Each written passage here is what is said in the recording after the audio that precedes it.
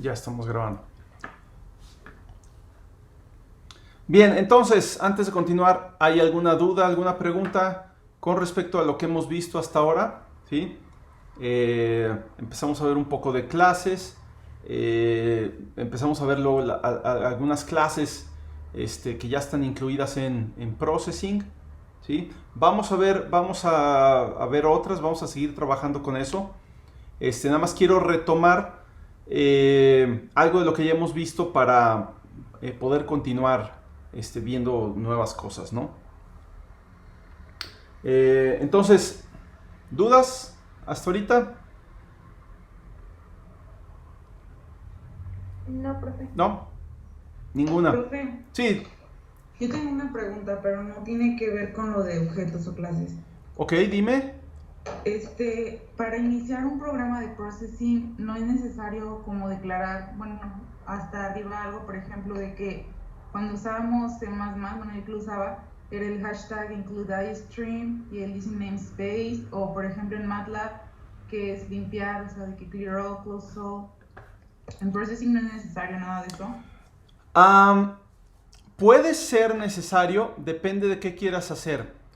Processing puede... O sea, la cosa con processing es que muchas de las funciones que podemos utilizar ya se pueden utilizar sin incluir ninguna librería adicional, que es lo que se pone cuando uno pone, por ejemplo, include, no sé, stdio.h o include iostream, ¿sí? En el caso de C. El lenguaje C es un lenguaje pues, que tiene mucho de esto de que tienes que agregar código pues como que de cajón para que tú puedas tener un programa funcionando.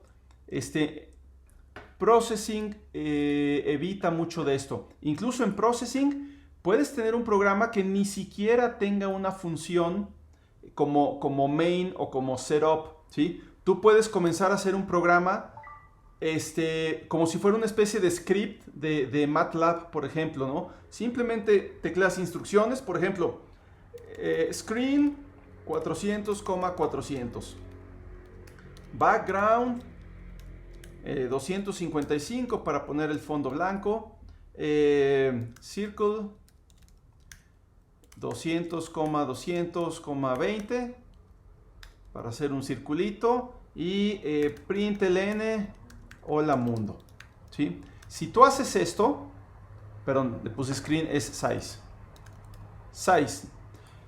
Si tú haces esto, no hay ningún problema en que ejecutes tu programa y si te fijas, no hay nada de código adicional a las instrucciones. Esta es una gran ventaja de processing porque para alguien que se inicia en la programación es confuso luego, oye, ¿y por qué tenemos que poner por ejemplo, en el caso del lenguaje C o C++, ¿por qué tenemos que poner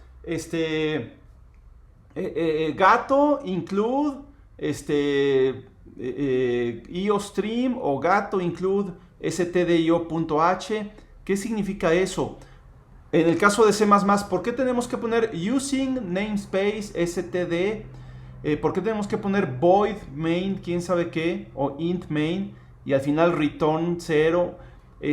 Todas esas cosas cuesta trabajo explicarlas porque sí son cosas que se van a explicar, pero más adelante. Ah, pues mira, lo que pasa es que si empiezas diciendo, ah, pues mira, lo que pasa es que estamos incluyendo un archivo de encabezado que contiene las definiciones de las funciones que vamos a utilizar, como por ejemplo sein, seout, que en realidad son objetos de una cierta clase, ya empiezas a confundir a la gente, ¿no? Entonces tú te quieres ir a lo más básico. Mira, para imprimir usas esta instrucción y todo lo demás lo pones porque hay que ponerlo, ¿no? Y te lo tienes que aprender como de receta, ¿no? Vas a empezar un programa en lenguaje C, todo programa debe incluir include iostream, por ejemplo C++, ¿sí? Using namespace std, ¿sí? Int main, ¿sí? Y luego ya aquí adentro pones tu programa, hola mundo, lo que sea, y terminas con return 0. ¿Sí? Todo esto lo tienes que poner y a veces es difícil explicar por qué. Todavía no vemos funciones y ya estamos teniendo que hacer una función que además devuelve valores, ¿no? ¿Qué significa esto de using namespace std? Te tienes que poner a hablar de espacios de nombres y un montón de cosas, ¿no? Sí se puede, pues yo he dado el curso en C, programación básica, y pues hay que hacerlo. Pero siempre es un poquito, el inicio siempre es un poquito complicado, ¿no? En cambio con processing tú empiezas viendo, mira, con size defines el tamaño de la ventana, background le pones el color de fondo, circle dibujas un círculo, println imprimes mensajes en la consola. No tienes que ver nada adicional que no puedas explicar en ese momento, ¿sí?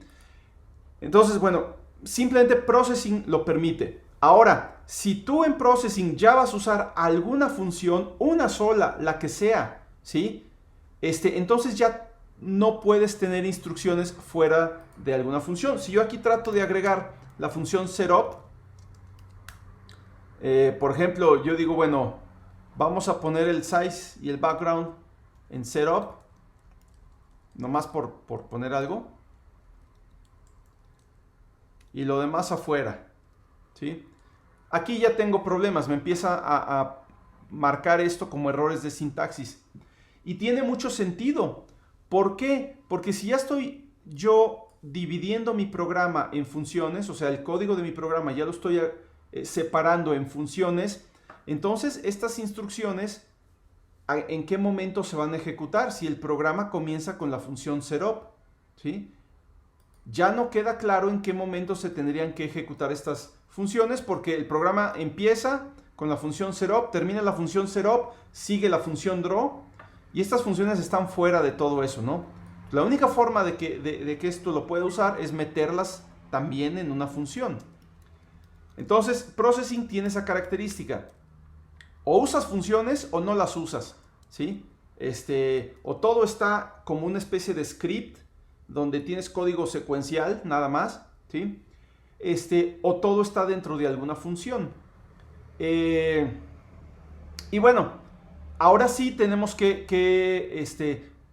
yo cuando, bueno, en realidad solamente una vez, el semestre pasado he dado el curso de programación básica en processing, pero se me hizo muy fácil empezar a verlo como en modo de scripts, nada más una secuencia de instrucciones, y después empezar a hablar de que puedes agrupar las instrucciones en estas dos funciones, setup y draw, que además son funciones de lo más simple, no llevan parámetros, no devuelven ningún resultado, son de tipo void, ¿sí?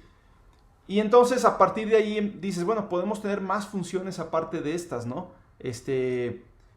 Y todavía no empiezas a ver funciones formalmente, no hablas de argumentos de funciones, ni de devolución de valores, ni nada de eso, ¿no?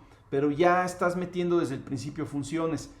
Y en el curso de C normalmente no se hace así. Entonces, bueno, es simplemente, no es muy distinto, ¿no? Ahora, si tú ya quieres usar funciones de processing que están fuera de lo que viene ya con processing de manera nativa, por ejemplo, nosotros tenemos la referencia de processing y tienes todas estas funciones disponibles sin que tengas que incluir ninguna librería, ¿sí? Si tú quisieras usar funciones matemáticas en lenguaje C, por ejemplo, acá tenemos las funciones matemáticas, ¿sí? Valor absoluto, techo, exponencial, piso, logaritmo, senos, cosenos, todo eso. Acá están las de trigonometría. Si tú quisieras usar estas funciones, tendrías que incluir una librería. Include mat.h o cmat, ¿sí? En el caso de processing no tienes que incluir ninguna librería, ya están disponibles las funciones para cuando las quieras usar. Es una ventaja. Sin embargo, aunque esta gama de funciones que tiene processing es muy completa y muy amplia, pues tampoco cubre todo lo que uno querría hacer o todo lo que a uno se le podría ocurrir hacer, ¿sí? Entonces también hay librerías. Después de la referencia, aquí en la parte izquierda de la página de processing, vienen librerías. Y aquí se habla de algunas librerías que se pueden usar. Son librerías externas, hay que incluirlas y se pueden usar para realizar varias cosas, ¿sí? Vamos a ver si en este curso alcanzamos a ver alguna librería por ahí. sería interesante, pero casi todas ellas están orientadas a objetos. Por eso es importante primero nosotros dominar bien la parte de programas orientados a objetos, porque todas ellas están orientadas a objetos, ¿no? Entonces, por ejemplo, yo ahorita estoy dando otro curso que es procesamiento de señales de audio, donde usamos una librería que se llama Bits. Entonces, para poderla usar tenemos que incluirla en el programa. En Processing no se usa la instrucción include como en C++, se usa la palabra import. De hecho, esto viene de Java. Entonces, aquí vamos a importar la librería que se llama Bits. Y es un ejemplo nada más, ¿no? Ahorita no se preocupen por reproducir esto o aprenderlo, ¿no? Y de aquí vamos a importar todas las clases. Luego hablamos de qué significa esta notación, ¿sí? Pero aquí yo ya tengo disponibles las clases de esta librería, ¿sí? Que me permiten hacer cosas nuevas, ¿no? Por ejemplo, es una librería de procesamiento de audio. Entonces, yo con esto puedo crear sonidos dentro de mi programa, leer archivos de audio y reproducirlos y hacer otras cosas, ¿no? No voy a hacer ahorita algo de esto porque mejor lo dejamos para después. Pero hay muchas librerías. Aquí vemos algunas de las librerías disponibles. Está una librería video con la que ustedes pueden reproducir archivos de video, grabarlos, acceder a la cámara web. Pues pueden hacer un programa que esté accediendo a la cámara, ¿sí? Y capturando el video y hacer algo con el video y grabarlo como un archivo de video, ¿no?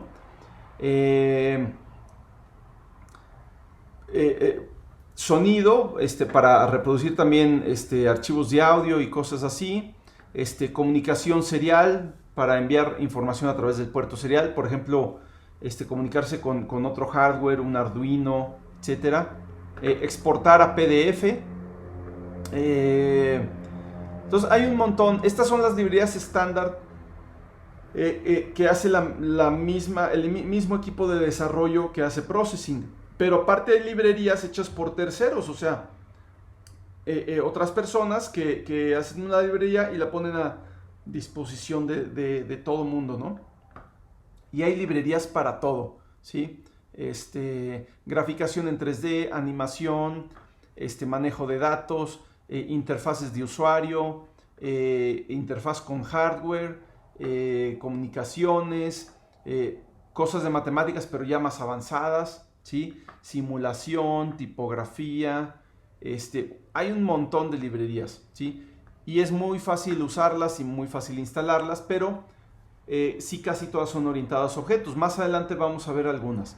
Por lo pronto, yo creo que la verdad con lo que nos da Processing, es decir, con lo que encontramos en la referencia, tenemos más que suficiente para hacer un montón de ideas aquí, ¿no? Bien, entonces vamos a continuar. Quiero retomar y lo voy a volver a hacer desde cero porque se me hace más didáctico que simplemente modificar un programa que ya está. Vamos a hacer algo similar a lo de la partícula, ¿sí? Vamos a retomar la idea de las partículas, ¿sí? Entonces voy a hacer otra vez una nueva clase, ¿sí? Acuérdense que Processing cuenta con muchas clases, pero yo puedo tener mis propias clases también y es muy fácil hacerlas, ¿sí? Entonces vamos a hacer una clase que se llame, la voy a tomar prestada de un curso anterior que di, se va a llamar Walker, como caminante. Y lo que va a hacer, pues va a ser una partícula que va a ir caminando. De hecho, va a ser una versión simplificada de las partículas que ya habíamos hecho.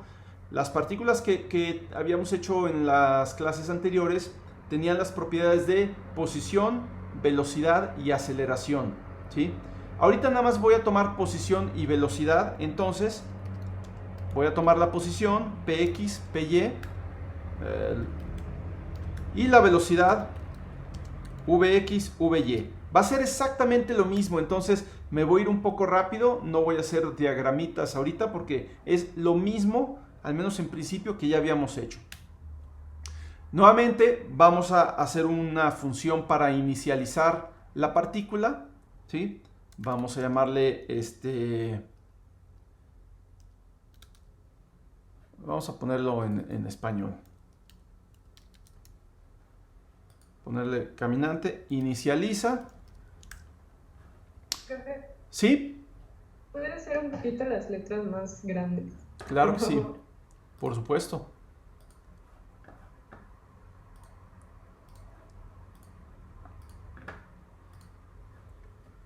Yo creo que con eso se ve bien, ¿no? Sí, gracias. Sí, ok. Entonces, otra vez la función inicializa. Vamos a ponerle ahorita que no reciba argumentos. Aquí directamente vamos a inicializar. Y vamos a suponer que ahorita queremos que las partículas inicien en el centro de la pantalla, ¿sí? Entonces yo podría poner px igual a width entre 2, py igual a height entre 2. ¿Sí? Ese es el centro de la pantalla. Y la velocidad la voy a poner aleatoria, ¿sí? Vamos a ponerle una velocidad aleatoria. Puedo obtener números aleatorios con la función random, ¿sí? En C la función se llama rand, ¿sí?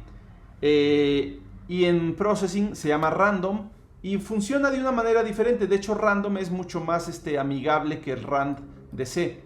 Aquí yo le pongo el rango que quiero que tenga los números que voy a generar. Si quiero números, por ejemplo, entre 0 y 5, nada más le pongo 5. Si quiero números entre menos 1 y 1, le pongo de menos 1 a 1. Puede llevar uno o dos argumentos. Si lleva un argumento, pues es de 0 a ese valor. Y si lleva dos argumentos, es el límite inferior y el límite superior, ¿sí? El valor nunca va a llegar al límite superior. Puede llegar a ser igual al límite inferior, pero siempre es estrictamente menor que el límite superior. Entonces realmente me va a generar valores que son mayor o iguales a menos 1 y menores, estrictamente menores a 1, ¿sí? Pero bueno, ahí ya tengo estos valores, ¿no? Puedo después ponerle otros rangos. Ahorita simplemente es para probar un poquito, ¿no? Ok, entonces esa es la función inicializa. Voy a hacer un constructor. Recuerden que todas las clases pueden llevar un método especial o una función especial que se llama constructor. Vamos a ponerle aquí definición de una nueva clase caminante, que es esencialmente una partícula. Aquí vamos a ponerle el constructor. El constructor es una función que lleva exactamente el mismo nombre que la clase, en este caso caminante. No lleva argumentos y no devuelve nada, entonces ni siquiera lleva void, ¿sí? Es la única función que no lleva un tipo de datos, el constructor, ninguna otra. Y bueno, simplemente vamos a aprovechar que ya tenemos la función inicializa y la mandamos llamar. Para tenerla ahí, ¿no? Entonces vamos a poner aquí método para inicializar las propiedades de un caminante. Las propiedades son posición y velocidad. Profesor, perdón, disculpe, ¿cuál era la diferencia entre poner el constructor y no ponerlo? Ok, si tú no pones el constructor, las propiedades se inicializan con su valor por default, que en este caso sería 0, ¿sí? Ahorita que le avancemos más al programa, vemos la diferencia entre ponerlo y no ponerlo, ¿sí? Si no lo pones, simplemente las variables de la clase se van a inicializar con los valores por default, que en caso de variables numéricas son ceros. Si yo no quiero que se inicialicen con ceros, entonces pues hago un constructor para ponerles el valor que yo quiera. Pero aquí la inicialización en realidad la hago en otra función aparte, que se llama inicializa, porque recuerden que esto me permite llamar a la función inicializa en cualquier momento. Yo puedo reinicializar las propiedades de la partícula a través de esta función, pero si nada más tengo el constructor, entonces no puedo hacer eso. El constructor no se puede llamar a la hora que yo quiera, ¿no? Ahorita que el programa esté más completo, vemos eso. Es una buena pregunta. Ok. Y bueno, sí, por nada, tenemos otra función. Son las mismas funciones que teníamos para la partícula, ¿eh? Vamos a hacer una función actualiza para actualizar las propiedades o para literalmente mover la partícula. Y pues simplemente es px igual a px más vx, py igual a py más vy. No me estoy preocupando ahorita por una simulación física, digamos, muy fiel. O sea, no estoy metiendo, por ejemplo, el tiempo como lo hicimos anteriormente. Tampoco tengo aceleración. Entonces es una simulación mucho más sencilla, ¿no? Por eso no le llamo esto partícula, porque no es una simulación física. Es otra cosa que quiero lograr aquí, ¿no? Y vamos a concluir con la función para dibujar el caminante. Entonces, método para mover el caminante. ¿Sí? La última función va a ser dibuja. Método para dibujar el caminante. ¿Sí? Void dibuja. Recuerden que los métodos son las acciones que puede realizar la partícula y estas acciones normalmente involucran a las propiedades. ¿Sí? Por ejemplo, inicializar, pues obviamente le da valores a las propiedades. Actualiza, pues actualiza la posición utilizando también la velocidad. Y dibuja, pues nada más usa la posición para ver dónde se va a dibujar la partícula. ¿Sí? Por ahora, luego podríamos ver cómo usar también la velocidad. Pero ahorita nada más voy a dibujar un puntito. Hay una función para dibujar puntos, se llama point. En vez de dibujar círculos, nada más voy a dibujar un puntito. Point, px, py. Como está tan sencilla, la pongo toda en una línea para ahorrar aquí un poquito de espacio, ¿no? Y con esto termino la definición inicial de la clase caminante, ¿sí? Al menos una primera definición para ver cómo jala, ¿no? Todavía falta, obviamente, hacer un programa completo con sus funciones setup y draw para ver cómo funciona esto. Pero antes de proceder, quiero ver si hay alguna duda hasta aquí. ¿Alguien tiene? ¿No? Perfecto. Yo sé que parece que estoy redundando mucho y cada clase estamos viendo lo mismo, pero créanme que en cada clase hay detalles diferentes, ¿sí? Entonces, voy a completar este programa con las funciones setup y draw, nada más para ahorita probar la clase. Nada más la voy a probar. Void setup. Vamos a definir el tamaño de la pantalla, por ejemplo, 600,600, ¿sí? Y vamos a darle un color al fondo. Background 255, que es blanco, ¿sí? No soy muy diseñador gráfico, entonces mi paleta de colores suele ser blanco, negro, rojo, azul y verde, ¿no? Entonces, ahí está, ¿no? Y quiero tener una partícula aquí que se vaya a mover, entonces voy a declarar una partícula, perdón, un caminante, y lo voy a inicializar en setup. C igual a new caminante. Acuérdense que todos los objetos, es decir, todas las variables que son de alguna clase, tienen que inicializarse a través de la palabra new, seguida de una llamada al constructor, ¿sí? Aquí realmente estoy llamando al constructor. El constructor lo que hace es, se va a crear el nuevo caminante, se le van a inicializar sus propiedades y eso se guarda en la variable C. ¿Por qué declaré el caminante como variable global porque la quiero usar tanto en la función setup como en la función draw.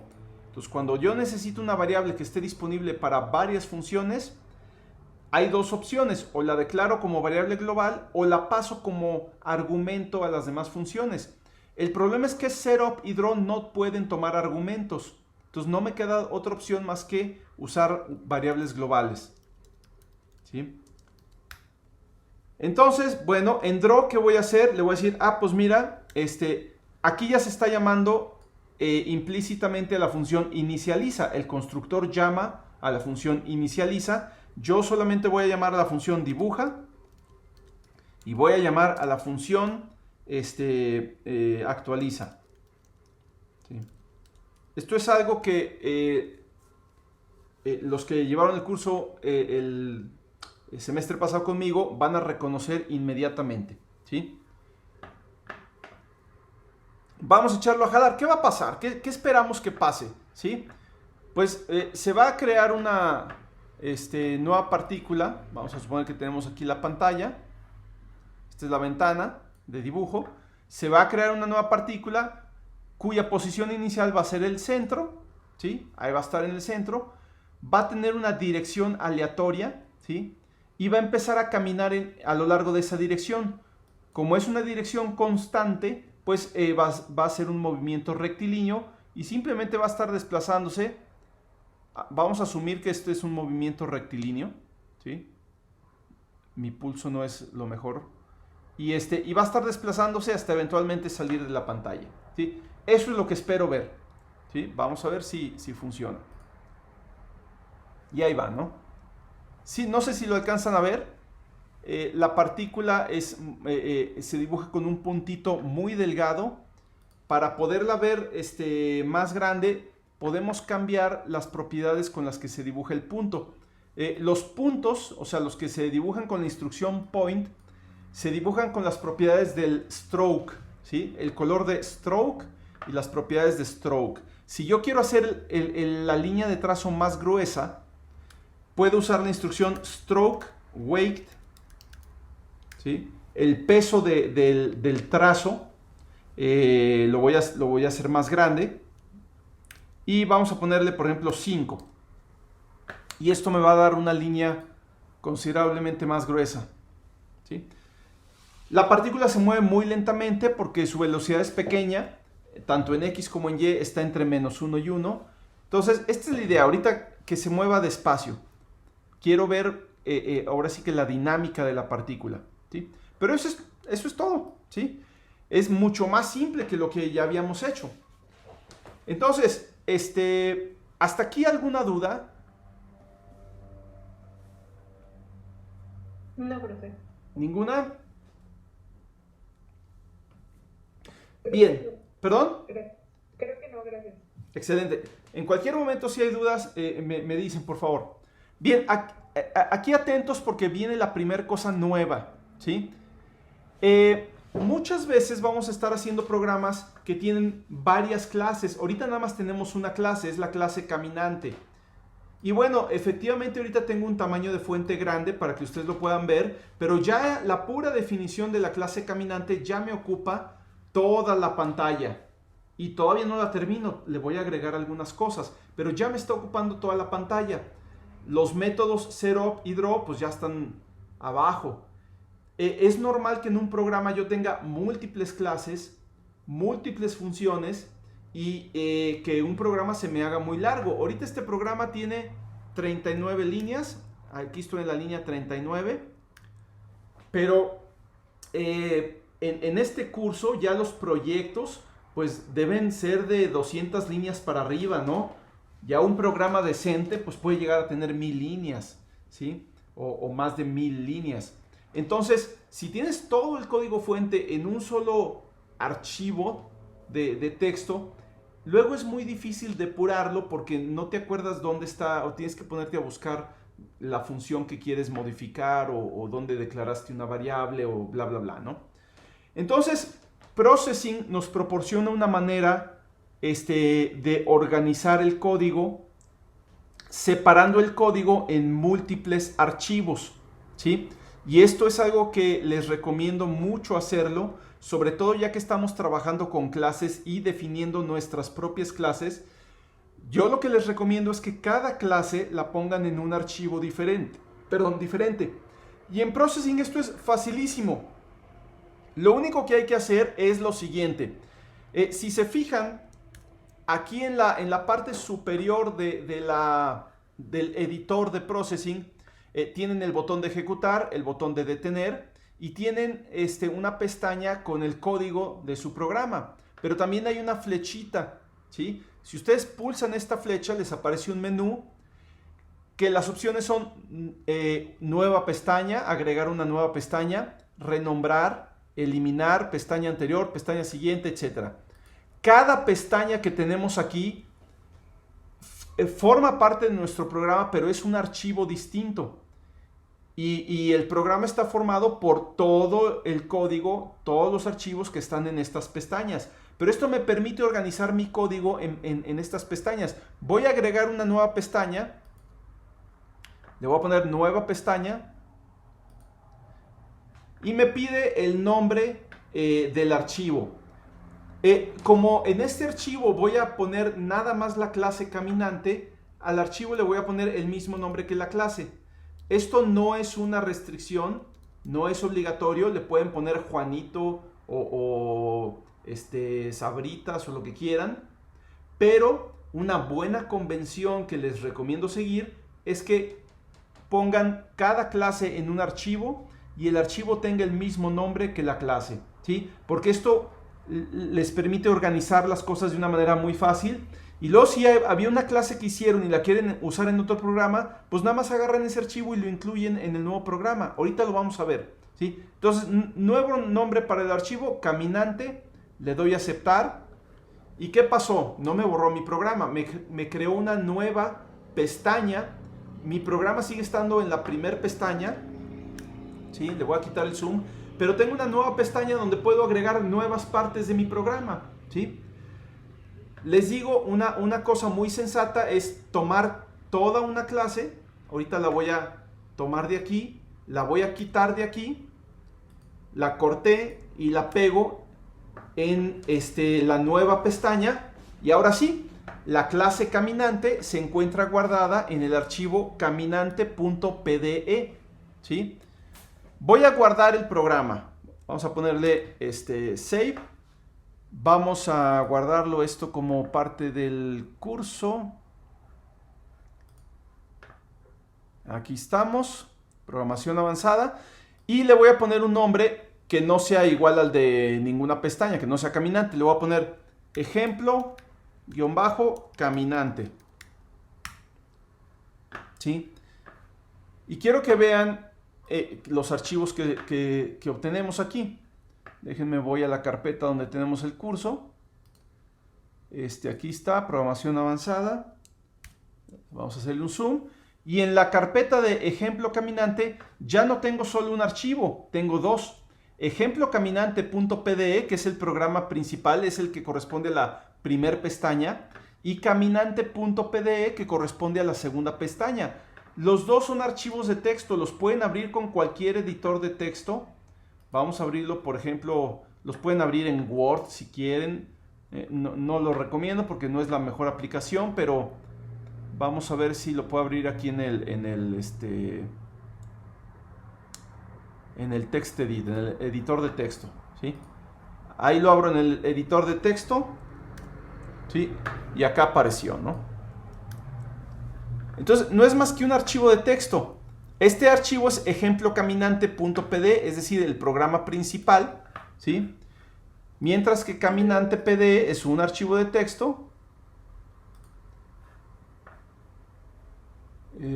TextEdit. Aquí está, con la clase caminante, ¿sí? Si ustedes, ahorita vemos un ejemplo, pero básicamente es eso, ¿no? Les permite organizar sus programas, ¿sí? Y mi recomendación va a ser que cada clase la pongan en una pestaña diferente. Todos los archivos fuente, o sea, los archivos .pde, se van a guardar en la misma carpeta Y la carpeta va a tener el nombre de la pestaña principal, que es la primera. En este caso, ejemplo-caminante. ¿Sí? Lo que es muy importante es que las funciones setup y draw estén en el archivo principal. Esas no pueden estar en otra pestaña porque entonces ahí sí no funciona el programa. ¿Sí? Ahorita lo voy a probar. Vamos a ejecutar y ahí está, sigue funcionando. Ahora es un poco engañoso el editor porque pareciera que mi programa es nada más esto, pero no, mi programa es esto y además esta pestaña que tiene la definición de la clase. Y puedo tener programas con todas las pestañas que yo quiera, ¿sí? Pero ya es una manera de organizarlo, ¿no? Y rápidamente si veo que tengo que corregir algo o modificar algo en una clase, pues busco la pestaña correspondiente y me voy directo a eso. Y no tengo que estar buscando entre miles de líneas por ahí, ¿no? Bien, entonces aquí la única cosa con la que hay que tener cuidado es que Setup y Draw se mantengan siempre en la primera pestaña. Voy a agregar una pestaña más, nueva pestaña. Le voy a poner el nombre que sea. Y voy a mover las funciones setup y draw. O la función setup nada más la voy a mover a la nueva pestaña. ¿Sí? Y el programa aquí no va a funcionar. Si se fijan, me da un error. Que no es muy fácil de interpretar este error. ¿Sí? Me dice que size no puede ser utilizado aquí. Que hay un problema con size. Pero el problema no es size, el problema es que toda la función setup está en donde no debe de estar, ¿sí? Entonces, bueno, esa es la única cuestión que hay que tener en cuenta, ¿sí? Ahorita voy a tomar esta pestaña y la voy a eliminar y ya está, ¿no? Entonces, nada más es para que organicen sus programas de una mejor manera. Va a ser importante conforme los programas vayan creciendo, ¿sí? Bien, vamos a continuar. Resulta que yo tengo mis partículas que van viajando en línea recta. Si yo ahorita saco otra partícula, pues va a empezar a viajar en línea recta y yo tengo un pulso terrible y entonces me sale así la línea no tan recta, ¿no? ¿Qué tal que yo quisiera simular este tipo de movimiento? O sea, una línea casi recta, pero con el pulso del profesor, ¿sí? Esto es algo que se conoce como una caminata aleatoria, ¿sí? O sea, voy caminando en una cierta dirección, pero con ciertas desviaciones aleatorias que pueden ser de mayor o menor magnitud, ¿sí? Entonces vamos a tratar de simular una caminata aleatoria, ¿sí? Lo que voy a hacer es modificar. Directamente me voy a la clase caminante y ahí la voy a modificar, ¿sí? ¿Qué tengo que modificar? Bueno, es muy sencillo. Voy a agregar a la posición, a la hora de actualizar, la velocidad se va a mantener constante porque eso es lo que me da la dirección de movimiento, ¿sí? Necesito tener esa velocidad para mantener una dirección de movimiento. Pero ahora voy a agregar cada vez que actualizo la posición, además de sumarle la velocidad, le voy a sumar una componente aleatoria. Vamos a llamarle otra vez random de -1 a 1.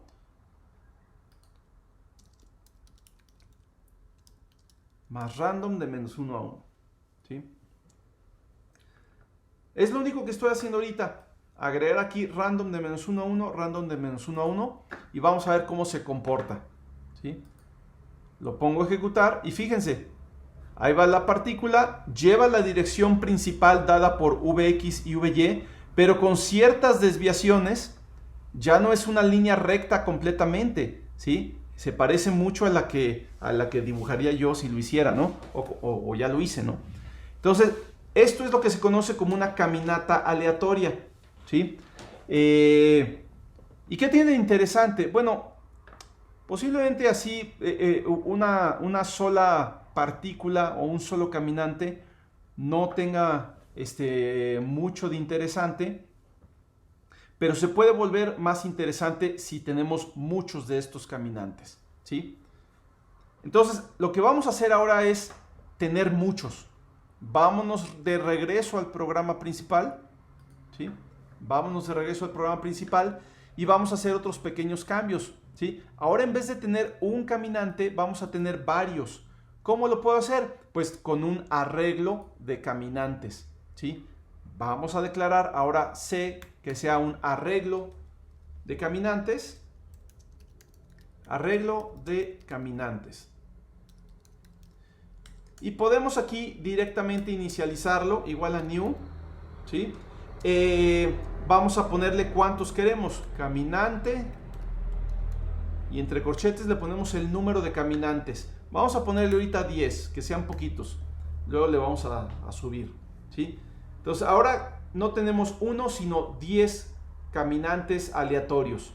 Cada uno va a tener sus propias propiedades, su propia posición, su propia velocidad. Por lo tanto van a ir en direcciones diferentes. Todos van a iniciar de la misma forma en la parte central de la pantalla, de la ventana, pero con velocidades distintas cada uno, porque eso se elige de manera aleatoria. Bien, ya nada más tengo que adecuar el resto de mi programa, siendo consciente que C ya no es una variable o un objeto, sino un arreglo de objetos. Entonces, no voy a inicializar un caminante, sino tengo que inicializarlos a todos. ¿Cómo? Pues dentro de un ciclo.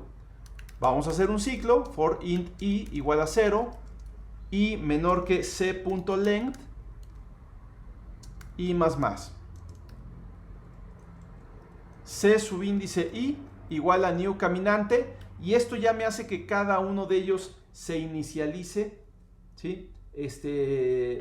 De forma independiente.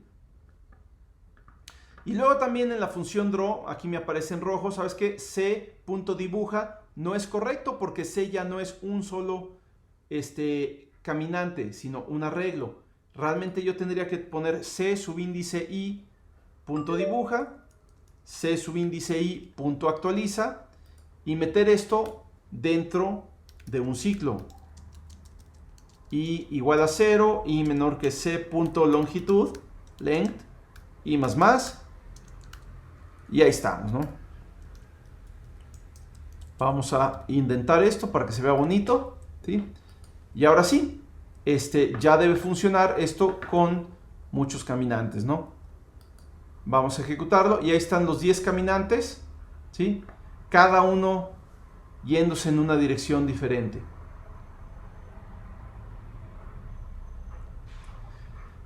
Ok, quiero que noten que esto es bien diferente que cuando teníamos una partícula y a la hora que se salía de la pantalla se reiniciaba su posición y volvía a salir en otra dirección. Aquí no ocurre eso. Eso era una sola partícula que caminaba, se salía y volvía a empezar desde el inicio y volvía a caminar en otra dirección, ¿sí? Aquí no, aquí se ve claramente que tenemos 10 partículas que se mueven simultáneamente, ¿sí? No tenemos que esperar a que una se salga para que empiece la otra. Son las 10 que se van moviendo simultáneamente y pues nos da un efecto completamente diferente. Claro, al final el dibujo final es el mismo, tal vez, pero la animación que ocurre es completamente diferente, ¿sí? Voy a hacer otros pequeños cambios. Primero, voy a regresar el stroke weight a 1, o sea, voy a volver a hacer que las partículas sean muy delgaditas, que las líneas sean muy finas, pero al mismo tiempo voy a incrementar el número de líneas. Vamos a ponerle 100, ¿sí? Muchas más líneas, pero más delgaditas. Y esto me va a dar un efecto interesante también, ¿no? Se ve ahí como... Creo que hasta le puedo poner más, vamos a ponerle 1000.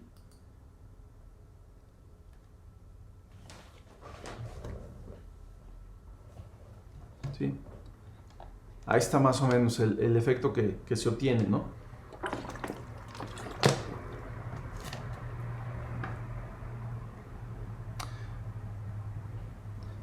Y bueno, ya si uno ve esta imagen, pues difícilmente te imaginas que esto se generó a partir de tener 100 caminantes aleatorios simultáneamente jalando, ¿no? O sea, uno nada más ve la imagen, pero no te imaginas cómo ocurrieron, ¿no? Bien, me voy a detener un momento para ver si hay dudas o preguntas. Si quieren que probemos alguna cosa, por ejemplo, podemos probar lo que mencionaban de qué pasa si no pongo el constructor. Vamos a comentarlo para que sea como si no estuviera, pero podemos irnos imaginando qué va a pasar. Si no está este constructor, entonces cuando se crean los caminantes, o sea, cuando se crea aquí un nuevo caminante, pues no hay un constructor que llame a la función inicializa. Por lo tanto, la función inicializa no se va a llamar. Por lo tanto, las propiedades de la partícula Px, Py, Vx, Vy se van a quedar con sus valores iniciales que son 0. ¿Sí? Todas las variables numéricas se inicializan con 0. La posición inicial va a ser 0 y la velocidad va a ser 0. Y esto lo que va a ocasionar es que la partícula no se mueva. Se van a ver las partículas aquí.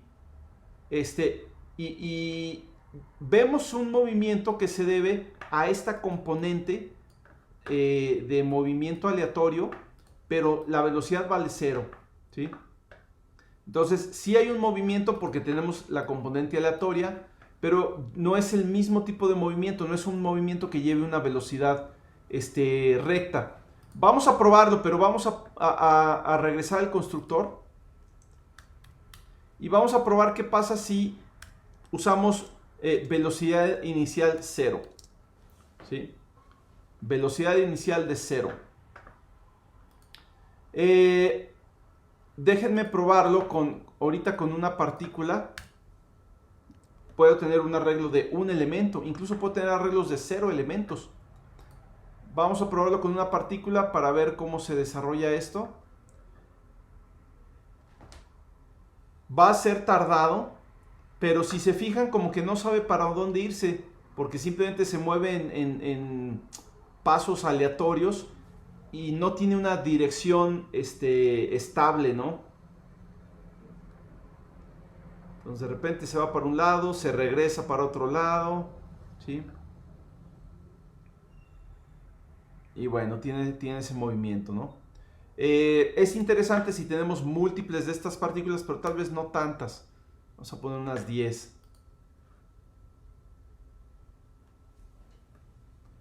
Porque ahí se empieza a ver cómo se empiezan a dispersar, ¿no?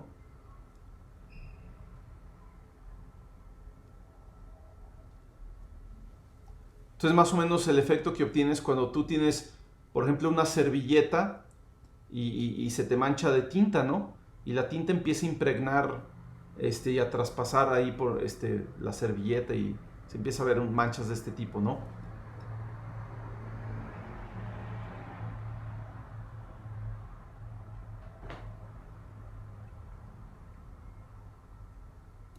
Bien, entonces, bueno, son cosas que uno puede explorar, ¿no? Dices, a ver, ¿qué pasa si le muevo aquí, si le muevo allá? Pero ahorita es un efecto muy simple que estamos usando, ¿no? Quiero usar esto ahorita para ilustrar algo nuevo, nada más que partiendo de algo conocido, ¿no? Bien, hasta ahorita, ¿alguna pregunta?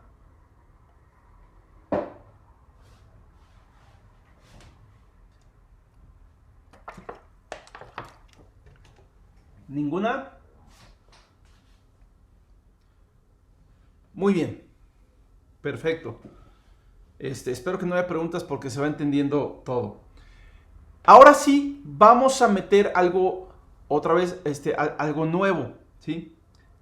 Resulta que Processing, aquí, ¿qué estamos haciendo? Pues Px y Py en realidad es un vector. Son las componentes de un vector en 2 dimensiones, ¿sí? Ustedes ya llevaron o están llevando, no, ya llevaron álgebra matricial, la mayoría de ustedes, supongo. Entonces, bueno, esto básicamente es un vector en R2. Y la velocidad también es un vector en R2, ¿sí? Esta actualización que yo hago aquí, Px igual a Px más Vx, Py igual a Py más Vy, pues no es más que una suma de vectores. De hecho, la primera vez que vimos el rollo este de las partículas, me parece que precisamente lo vimos viéndolo como vectores, ¿no? Quién sabe dónde lo puse, ¿no?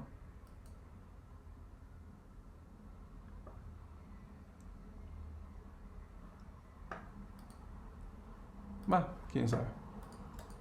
Pero bueno, son vectores, ¿no? Entonces, puedo pensar que la posición de una partícula es un vector, vamos a llamarle P. Le pongo una flechita para indicar que es un vector. La velocidad de una partícula es un vector llamado v, ¿sí? Y la dinámica que estoy siguiendo actualmente, o sea, la fórmula de actualización es P nueva igual a P anterior más V. Este es el movimiento rectilíneo, pero la trayectoria con este movimiento aleatorio agrega aquí una componente que le voy a llamar R, ¿sí? R de random, donde R es un vector también, pero con valores aleatorios en las componentes, ¿sí? Y que va cambiando constantemente. Esta R cambia cada vez, ¿no? Entonces, este R pues es un vector aleatorio. Vamos a ponerle aquí componente.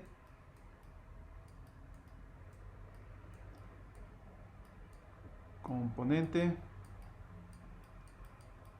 aleatoria.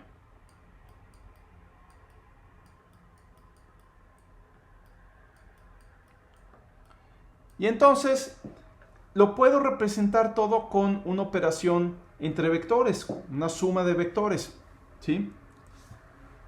También la parte, si incluyo la aceleración, puedo verlo también como vectores. De hecho, me parece que así lo vimos. No encuentro ahorita el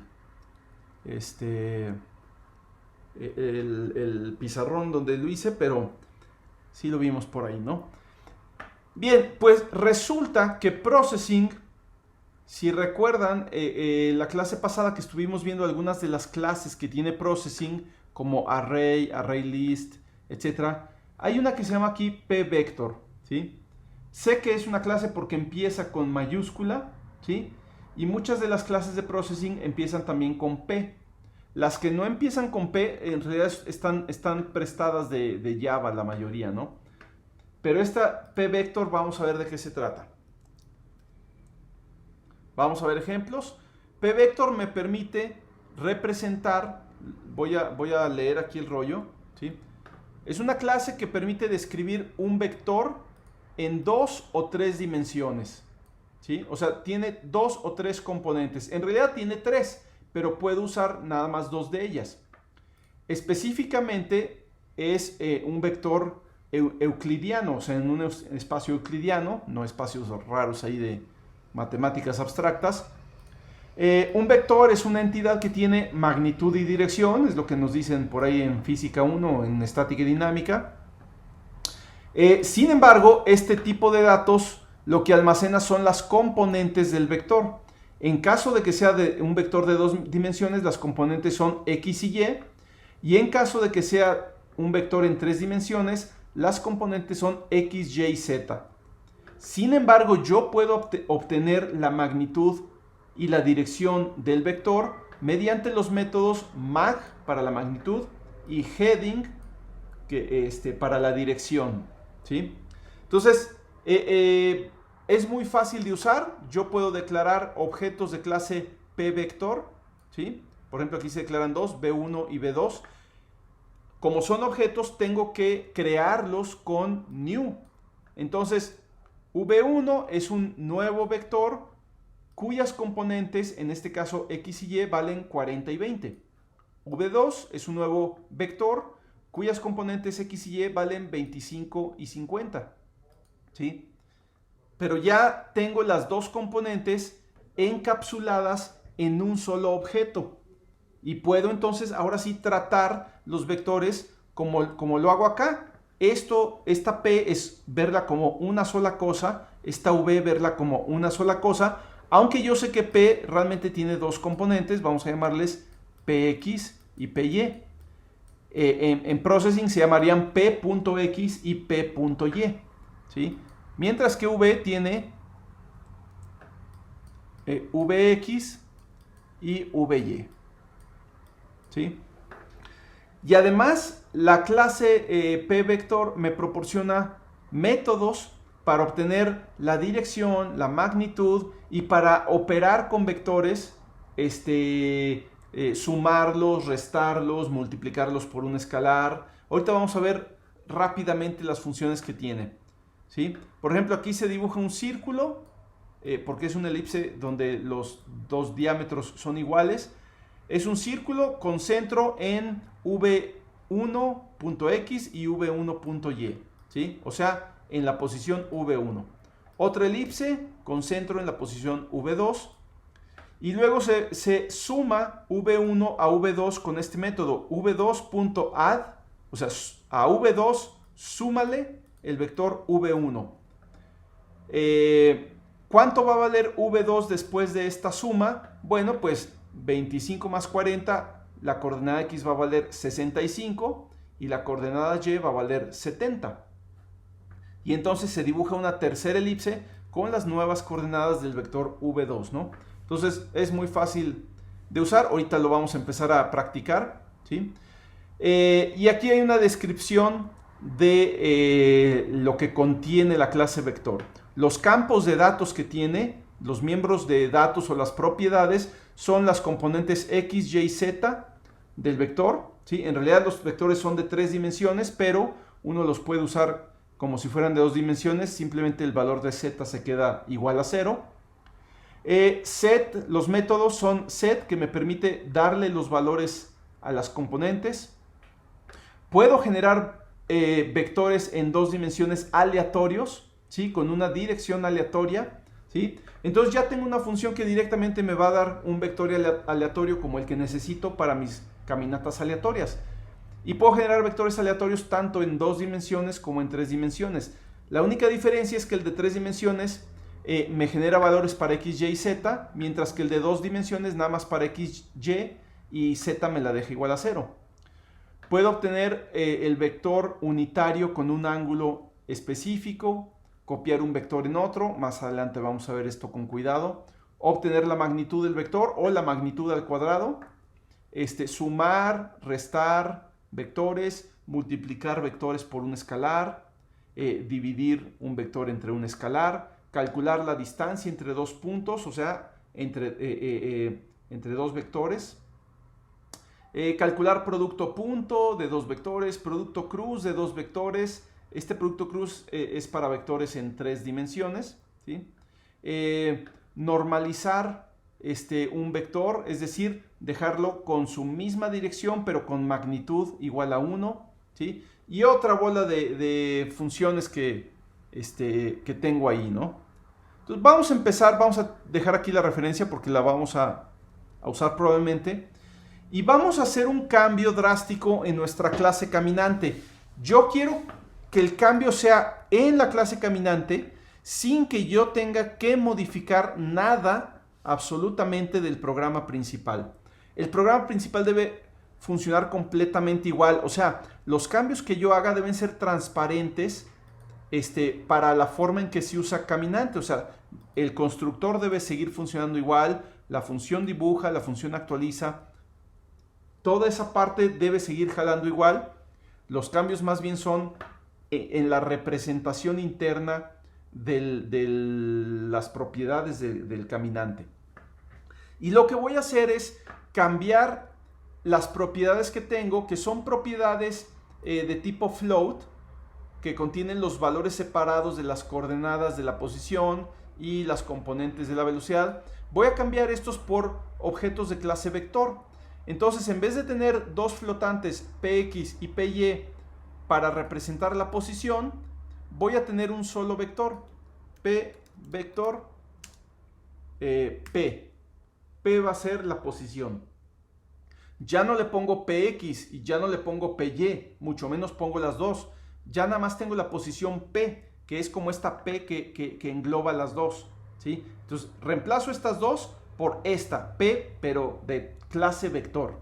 Y lo mismo hago para la velocidad. En vez de tener dos flotantes, Vx y Vy, voy a tener un solo vector que le llamo V, ¿sí? Posición y velocidad. Por supuesto, esto me mueve todo, ¿sí? Pero ahorita lo vamos a ir arreglando. Es muy fácil. Fíjense, tengo una función en la clase vector, de hecho creo que es la primera que aparece, que se llama set, que me permite darle valores a las componentes del vector. Es muy fácil de usar, ¿sí? Yo simplemente le pongo el nombre del vector, v o p, punto set, y los valores de las componentes que le quiero poner, en el orden x, y y z. Puedo darle valores nada más a x y a y, o darle valores a x, y y z. Entonces, esta parte que tengo aquí, px igual a width entre 2, py igual a height entre 2, la voy a reemplazar por p.set width entre 2, height entre 2. ¿Sí? Y estas ya no sirven. Ya no tengo px y py. Las puedo comentar para recordar de dónde viene, pero en realidad no las necesito. ¿Sí? Y Vx y Vy toma valores aleatorios. Por supuesto, yo podría poner v.set, que es la velocidad, y ponerle que a la coordenada x le asigne random de -1 a 1 y a la coordenada y le asigne otro número random de -1 a 1. Puedo hacer esto y va a funcionar tal como estaba funcionando antes. Y por supuesto ya no necesito Vx y Vy, pero en realidad ya tengo una función que me hace algo muy similar, que es v.random2d. ¿Sí?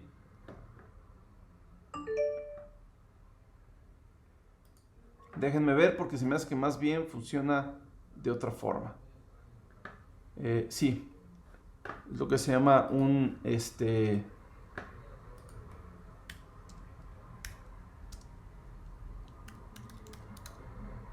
lo que se llama un método estático que se tiene que usar así. Luego vemos la diferencia entre este tipo de métodos que lo tengo que usar a través del nombre de la clase y este tipo de métodos que lo uso a través del objeto. ¿Sí? La cosa es que si ya tengo una función que me genera un vector aleatorio, pues la uso, ¿sí? Y me ahorro algo de escritura, ¿sí? Ahorita la idea es que mi programa se va a hacer más pequeño. Bien, ahora para actualizar yo tengo una función que se llama add, ¿sí? Que simplemente yo pongo, por ejemplo, el vector destino, o sea, voy a sumar dos vectores, v1 y v2. Y si quiero que el resultado quede en v2, pues simplemente pongo v2.add v1. Esto es justamente lo que quiero hacer aquí. Quiero actualizar la posición, p.add, o sea, súmale a p el vector v. Entonces, ahorita le quito esto del random, o sea, lo del movimiento aleatorio, ahorita lo vemos, pero esto que tengo aquí, que lo hacía antes con px y py, ahora con la clase pvector simplemente pongo p.add v, o sea, a p súmale v, y se actualiza p y se acabó, ¿sí? Además, le quiero sumar otra componente más,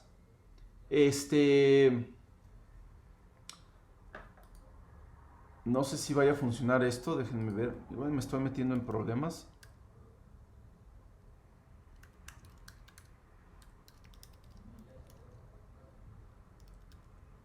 Creo que sí va a funcionar, no me está diciendo nada, ¿sí?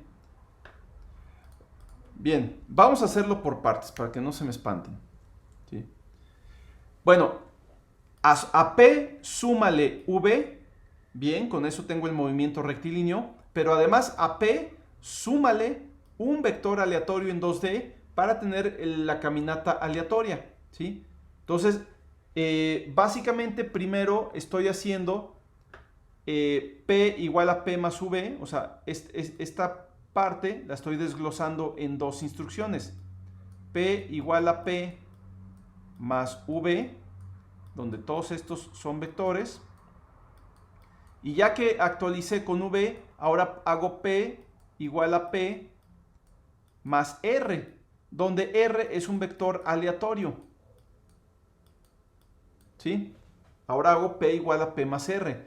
Entonces lo hago en dos instrucciones separadas. Lo puedo hacer en una misma, pero antes de que se me confundan, lo hago separado.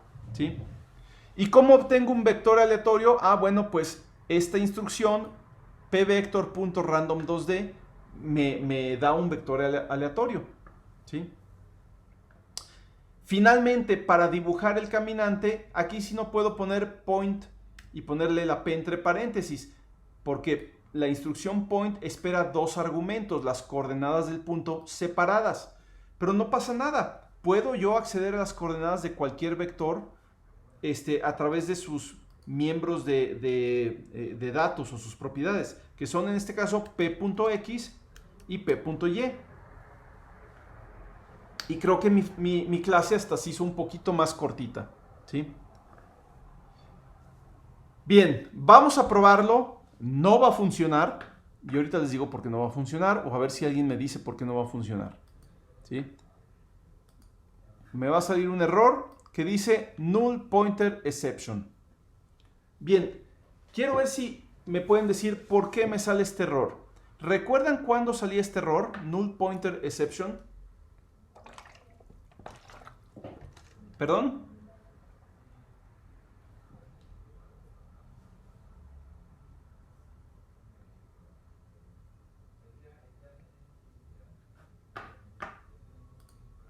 ¿Siguen por ahí? Yo creo que chance y es porque la velocidad cuando le asignamos el rango a random, pues no hay como antes teníamos de -1 a 1, ¿no? Ahorita ya, o a menos que tome random en pvector.random como un rango ya definido, ¿no? ¿No es eso? Ya tiene un rango definido. No es eso, pero vale la pena comentarlo. Random2D nos da un vector con magnitud unitaria y velocidad, dirección aleatoria, ¿sí?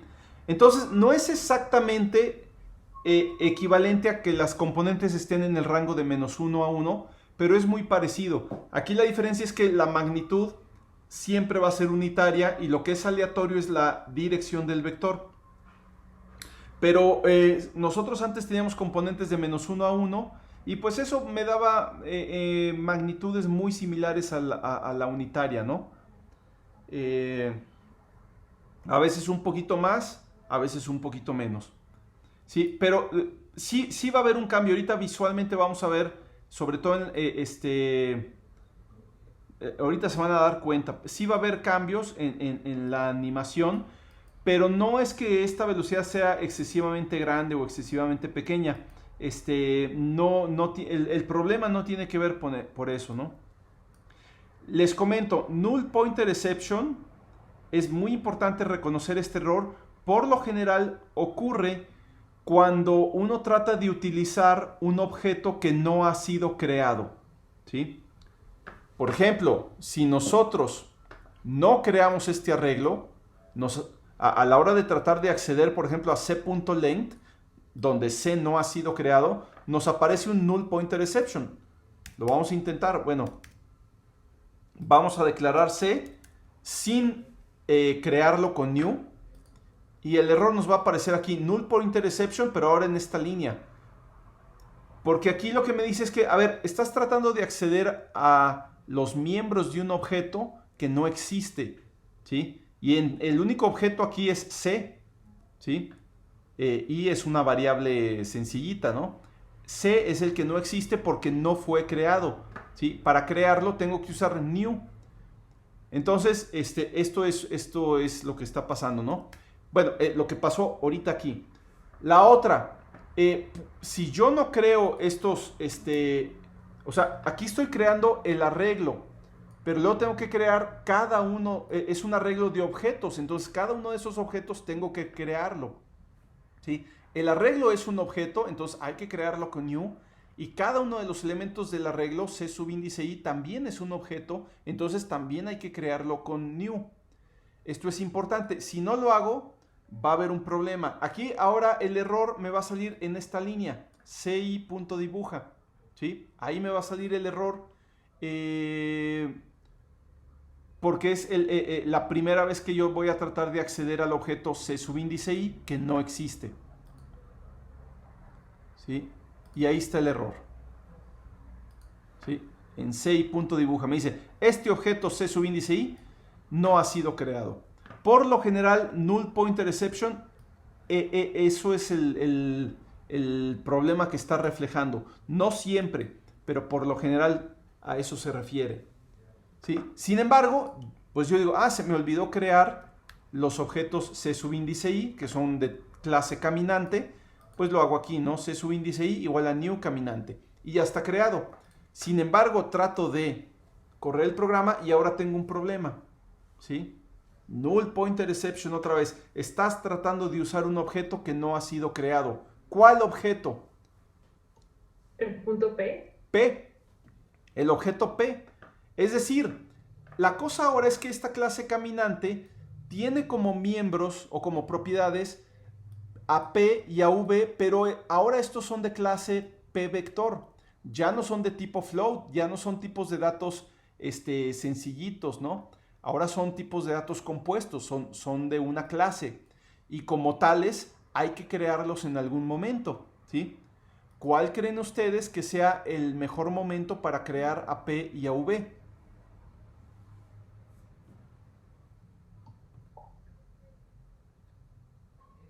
Podría ser en donde está igual inicializado el objeto C, porque si igual queremos, no sé, crear otra cosa, lo podríamos tomar como algo global, ¿no? Podría ser a la hora de inicializar, ¿correcto? ¿Sí? Podríamos poner aquí, por ejemplo, en vez de p.set, podríamos poner p igual a new, y en vez de usar la función set, usar el constructor p vector, ¿sí? Width entre 2, height entre 2. Perfecto. ¿Sí? Esto solo va a ocurrir con p, ¿sí? No va a ocurrir con v, porque aquí a v ya le estoy asignando un vector que va a ser creado por la función random 2D. Aquí esta función crea un vector nuevo y me lo devuelve. Y ya yo se lo asigno a v. Pero la que no estaba siendo creada era p. Vamos a probarlo. Y ahí está ya. ¿Sí? Bueno, ahora eligió velocidades en esas direcciones. En realidad, cuando yo aumente el número de caminantes, por ejemplo a 100, pues ya salen más dispersos, ¿no? ¿Sí? Y ya me da una animación muy similar. No sé si notan alguna diferencia entre esta animación y la que teníamos antes. Desafortunadamente no guardé el programa, ¿sí? Pero sí hay una diferencia. Ahorita lo recuperamos el anterior.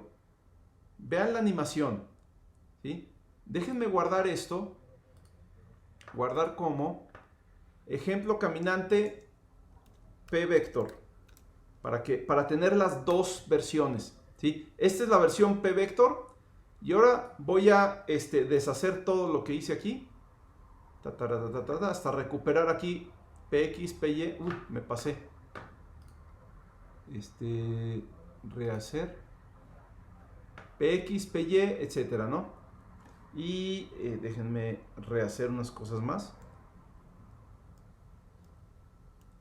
Ahí está. Ya está con el random menos 1 a 1. ¿Sí? La clave está en este random. ¿Sí? Y fíjense cómo va a actuar. Ahora lo voy a grabar con el nombre original, guardar como ejemplo caminante. Y ya tengo las dos versiones. Reemplazar. Esta es la versión original. Y esta es la versión, esta es la versión donde utiliza variables sencillas de tipo float, con componentes separadas, px, py, vx, vy. Y esta es la versión donde utilizo las propiedades de clase p vector, ¿sí? Fíjense cómo se ejecuta este programa. Fíjense en lo que observan en el patrón, ¿no? Déjenme ver si son 100. Sí, son 100. Entonces, ahí va otra vez.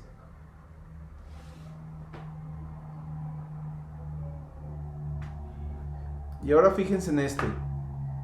La diferencia es sutil, pero sí existe.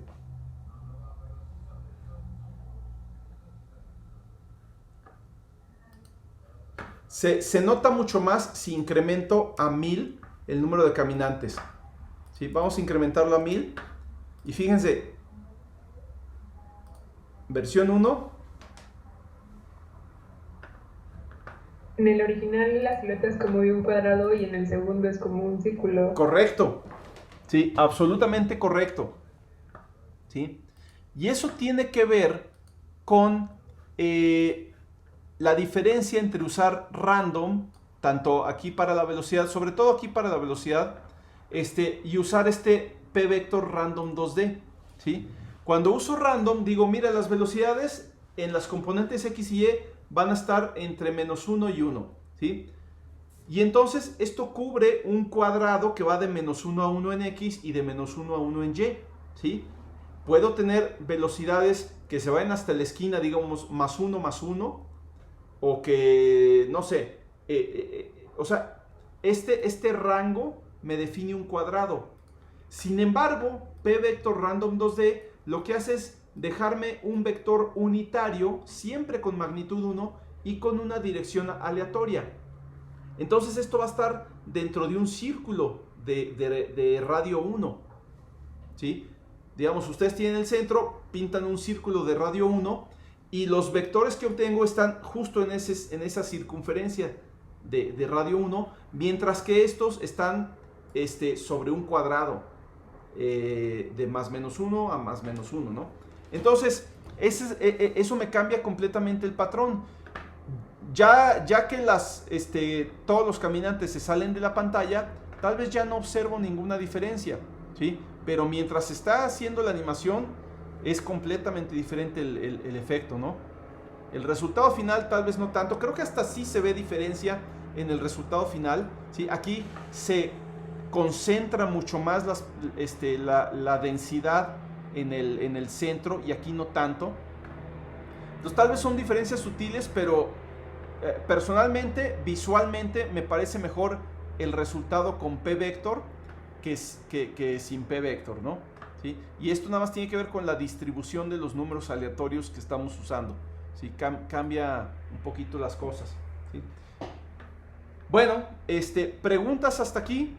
Tenemos ya los dos códigos.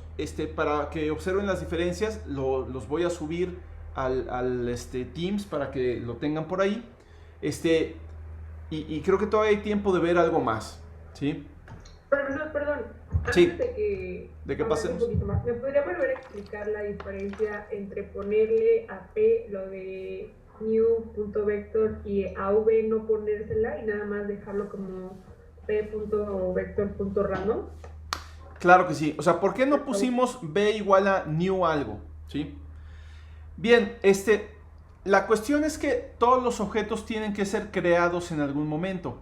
¿Sí? Cuando yo tenía p.set, ahorita voy a hablar nada más de p, luego hablamos de v. Cuando yo tenía p.set, el objeto p se está llamando a un método o a una función del objeto p, pero el objeto p no ha sido creado. ¿Sí? Aquí lo estoy declarando, pero no lo estoy creando. En ningún momento tengo p igual a new algo. Y entonces esto me generaba el problema de null pointer exception. O sea, estás tratando de acceder a un objeto que vale null. O sea, no ha sido creado. Bien. Bueno, yo me doy cuenta de esto. Y para arreglarlo, pues digo, pues en vez de puedo crear primero p. Por ejemplo, vamos a crear p, ¿no? P igual a new. Si el problema es que no estaba creado, pues lo voy a crear aquí. New p-vector, ya está creado y ahora sí, p.set, ¿sí? Puedo hacer esto, solo que tengo una forma más corta de hacerlo. Resulta que el constructor de p puede llevar parámetros de inicialización, o sea, le puedo agregar aquí argumentos para inicializar las componentes x, y y si quiero z de p, ¿sí? Entonces, puedo, digamos, estas dos instrucciones puedo juntarlas en una sola si inicializo los valores de las componentes X y Y directamente en el constructor y ya no necesito hacerlo acá, es ya redundante, ¿sí? Entonces junto las dos instrucciones en una sola. Y eso fue lo que hice con P. Pero sí era importante, antes de usar P, ponerle P igual a new vector. Ahora, esto hay que hacerlo a la hora de inicializar, no a la hora de actualizar ni dibujar, porque tampoco puedo estar creando el vector a cada rato. Se crea una vez al inicio, ¿sí? Para eso es inicializar, y ya después se utiliza. Entonces, no sé si queda claro qué es lo que pasaba con P y cómo lo arreglamos. Ahorita nada más me enfoco en P. Sí, creo que ¿Está ya claro? estuvo un poco más claro. Gracias. Ok, perfecto. Ahora, ¿qué pasa con V? ¿Por qué no tengo que poner? O sea, aquí uno diría, oye, pues también V lo tienes que inicializar. Tienes que poner V igual a new P vector y luego ya asignarle un valor aleatorio. Pero aquí hay una diferencia importante. Yo aquí no estoy tratando de acceder a un método de V. O sea, no estoy poniendo v.random2d. Porque resulta que el método random2d no funciona de esta manera. ¿Sí? No funciona de esta manera. Si funcionara de esta manera, sí tendría que poner primero v igual a new p vector y después ya poner v.random2d. Pero no, de la manera que funciona el random2d es una función que en realidad es una función global. Es una función que está declarada dentro de la clase, pero es como si fuera una función global. Yo la llamo no a través de un objeto de esa clase, sino la llamo desde cualquier lugar, ¿sí?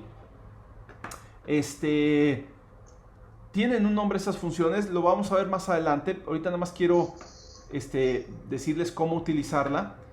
Y lo que hace esta función es, dentro de la función, se crea el nuevo vector, se le asignan los valores a las coordenadas y se devuelve ese vector, pero el vector ya lo está creando la función random2d. Quiere decir que yo ya no tengo que crearlo, me devuelve esta función ya un nuevo vector, ¿sí? Eso es algo que yo puedo hacer. Yo puedo hacer funciones que creen un objeto nuevo y lo devuelvan, y entonces ya simplemente la variable donde se asigna ese nuevo objeto ya no tiene que ser creada otra vez, o no tuvo que ser creada anteriormente, ¿sí? Yo sé que ahorita es tal vez un poco revuelto esto, lo vamos a ir repasando poco a poco, pero ahorita vamos a tomarlo como que la manera de usar random2d es esta, ¿no? Me voy a ir a la referencia nuevamente, vamos a random2d, y quiero que vean la descripción, porque es importante la descripción de la función. Dice, esta función random2d devuelve un nuevo vector en 2D. Cuando te dice devuelve un nuevo vector en 2D, ya te está diciendo que el new está dentro de la función. O sea, la función es la que está creando el vector. No tienes que hacerlo tú, ¿sí? Porque la función ya está creando el vector nuevo. Entonces, por eso es que no es necesario hacerlo. Esta función ya devuelve un nuevo vector con una dirección aleatoria. Lo único que es aleatorio aquí es la dirección. La magnitud se mantiene igual a 1, ¿sí?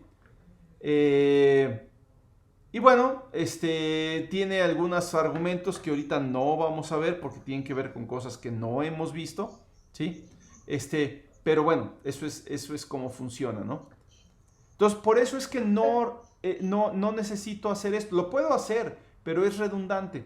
Lo que va a pasar es que voy a crear aquí un nuevo vector y luego le voy a asignar v otro nuevo vector, y que había creado va a quedar ahí volando en la memoria hasta que alguien llegue a quitarlo de ahí, ¿no? Entonces, no sé si con esto queda un poquito más claro de por qué la diferencia entre la forma de crear y asignar valores a P y crear y asignar valores a V. Creo que sí ya quedaron un poco más claros. Entonces, podríamos decir que, no sé si sea correcto decir que P es un objeto y V es como parte de la función P vector. O sea, ambas son como... Ambos son objetos. Ambos son de la misma clase. O sea, aquí lo tienes muy claro, ¿no? O sea, P es un objeto de clase P vector, V es un objeto de clase P vector, ¿sí? Déjame explicártelo tal vez de esta manera. ¿Sí? Tenemos la memoria de la aplicación, ¿sí? Y cuando se construye un objeto de clase caminante, es decir, yo pongo algo como C, caminante,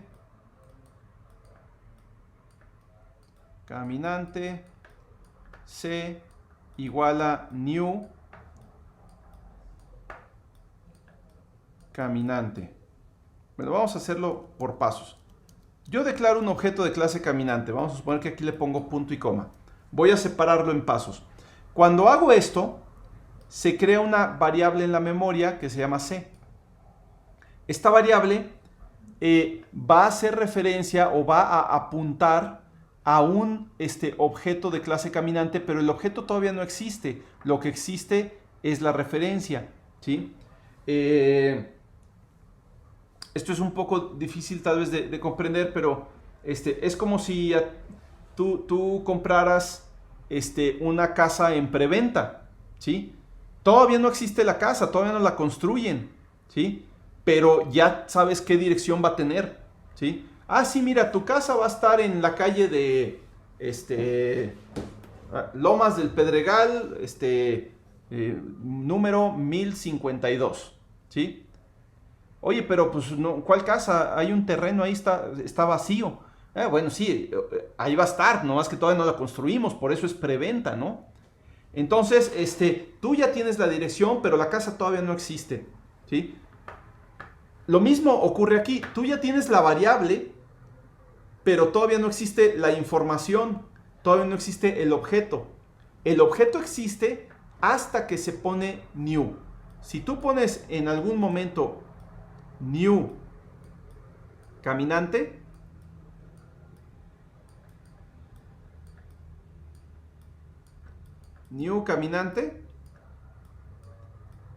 pasan varias cosas aquí. Primero, se crea aquí un nuevo objeto de clase caminante.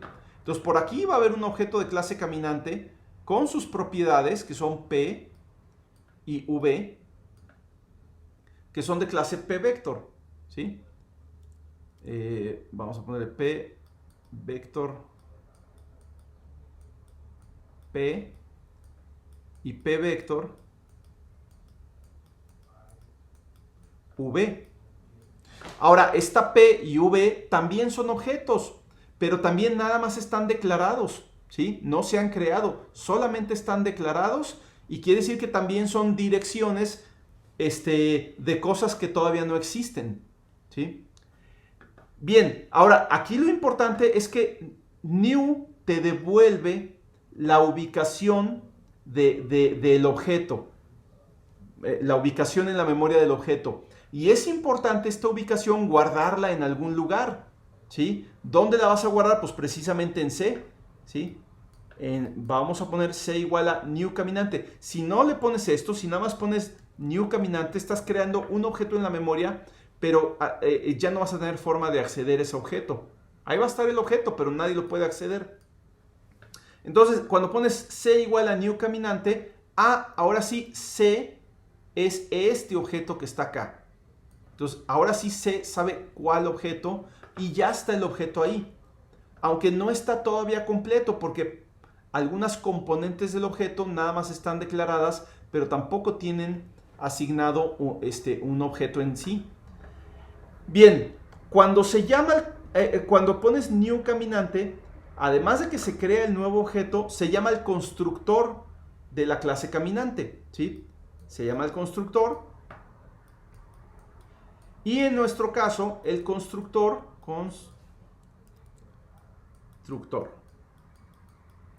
Y en nuestro caso, el constructor a su vez llama a la función inicializa. De hecho, es lo único que hace el constructor. Toda la inicialización se hace en la función inicializa, ¿sí? ¿Y qué hace esta función inicializa? Pues va a crear un nuevo P vector, new P vector, con algunos valores ahí, en este caso width entre 2, height entre 2, y a la hora de hacer new P vector se va a crear en alguna parte de la memoria un nuevo vector con sus componentes X, Y y Z. ¿Sí? Y este nuevo vector se le asigna a la variable P. Ah, pues entonces ahora P ya sabe que el vector que le toca es este. ¿Sí? ¿Y qué pasa con V? Ah, bueno, en el caso de V se llama a la función random2D. La función random2D crea este vector nuevo, crea otro vector nuevo con sus componentes X, Y, Z, le asigna valores a X y Y para que sea un vector con una dirección aleatoria y bla, bla, bla, ¿sí? Y la función random2D devuelve lo mismo que le devolvió new, devuelve la referencia a este nuevo objeto que se creó y eso se le asigna a V, V igual a P vector, o sea el nombre completo de la función es P vector punto random, creo que es con minúscula, random 2D. ¿Sí? Esta función random 2D, dentro de lo que hace esa función, llama a la función new para crear un nuevo vector, le asigna valores a sus componentes y devuelve el vector creado. Entonces eso se devuelve y se guarda en V, y entonces ahora V ya tiene esto, pero yo ya no tuve que poner V igual a new algo. Si lo hubiera hecho, vamos a regresar esto, si yo hubiera puesto aquí V igual a new P vector, ¿qué habría pasado? ¿Sí? Bueno, aparentemente no pasa nada, pero sí pasa algo, se crea un nuevo vector, ¿sí? Con sus componentes X, Y, Z, ¿sí?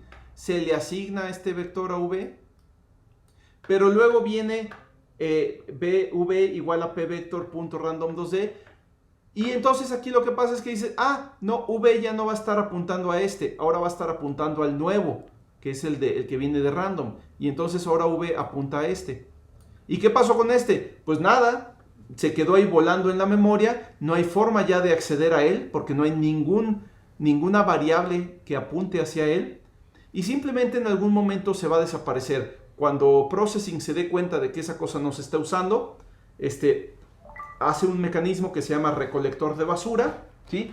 Y libera esta memoria que estaba siendo ocupada, ¿no?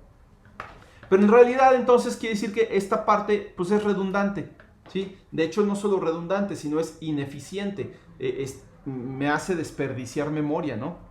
No le hace mucho efecto a mi programa ni nada, pero técnicamente no es necesario ponerla, ¿sí? Así es como funcionan los objetos y por eso es que una cosa es declarar el objeto y otra cosa es crearlo, ¿sí? Entonces piénsenlo así, cuando yo declaro un objeto, pues básicamente ahí puedo guardar un objeto, pero todavía no ha sido creado. Ahora, una pregunta interesante es, ¿qué pasa cuando yo declaro un objeto, como por ejemplo caminante C o P vector P, pero no lo he creado? ¿Qué valor tiene ese objeto? ¿Sí? Bueno, el valor que tiene un objeto antes de crearlo, cuando nada más lo has declarado, el valor que tiene es null. Si yo declaro un nuevo objeto vamos a ponerle P vector V. Antes de crearlo, ¿qué valor tiene Pues tiene el valor null. Null es una palabra reservada de processing, ¿sí? Pueden verlo ahí en la referencia.